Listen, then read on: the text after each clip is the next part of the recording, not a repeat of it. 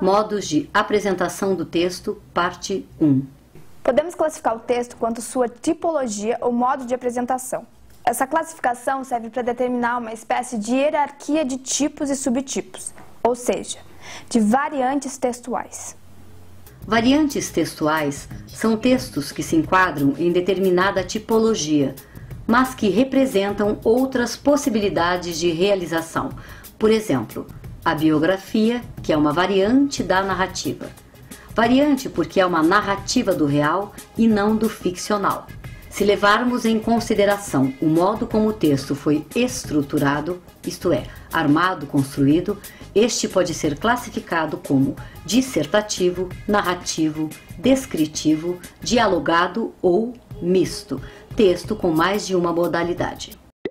Texto dissertativo.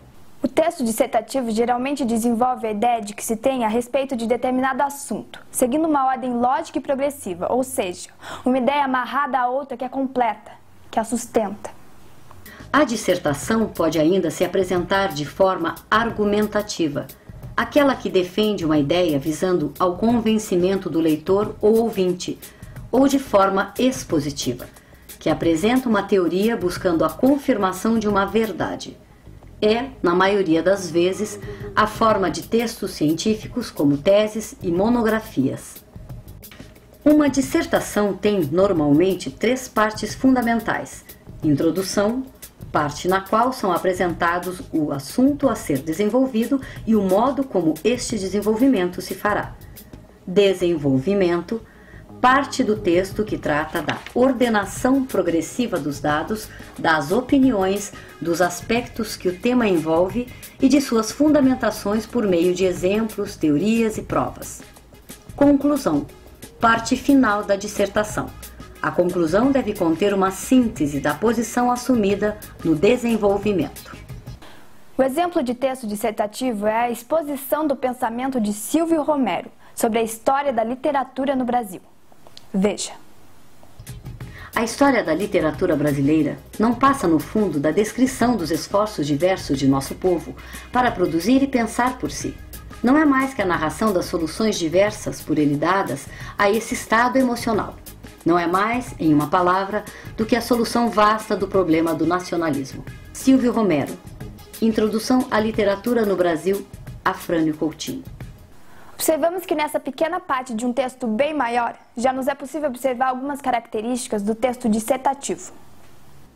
Trata-se de um texto constituído de 3 partes fundamentais. A primeira frase apresenta o conceito de história da literatura brasileira, segundo o autor. A segunda frase reforça a ideia da primeira com a introdução de um dado novo, soluções para o estado emocional. E a terceira frase resume a ideia central do microtexto. Texto narrativo. A narração é o relato de fatos obedecendo normalmente uma ordem temporal. Fatos que ocorrem seguindo ou não uma determinada cronologia espacial, local ou locais onde os fatos ocorrem, e casual, estabelece uma relação causa-efeito, ou seja, para toda ação há uma reação.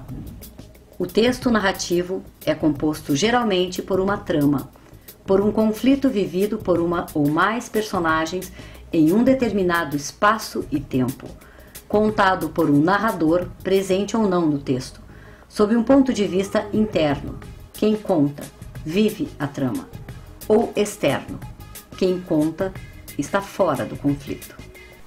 Observemos uma pequena parte do belíssimo poema de Cecília Meirelles, Silêncio do Alferes, do livro romanceiro da Inconfidência, que procura retratar o momento em que Tiradentes caminha para a forca. Já vão subindo os algozes, com duros passos na escada. No bacamarte que empunha, há 4 dedos de chumbo, porém não dispara nada. Tanto tempo na masmorra, tanta coisa mal contada. Aos outros tem privilégios, amigos, ouro, parentes. Só ele é que não tem nada. Já vão lhe tirando a vida, já tem a vida tirada. Agora é puro silêncio, repartido aos 4 ventos, já sem lembrança de nada.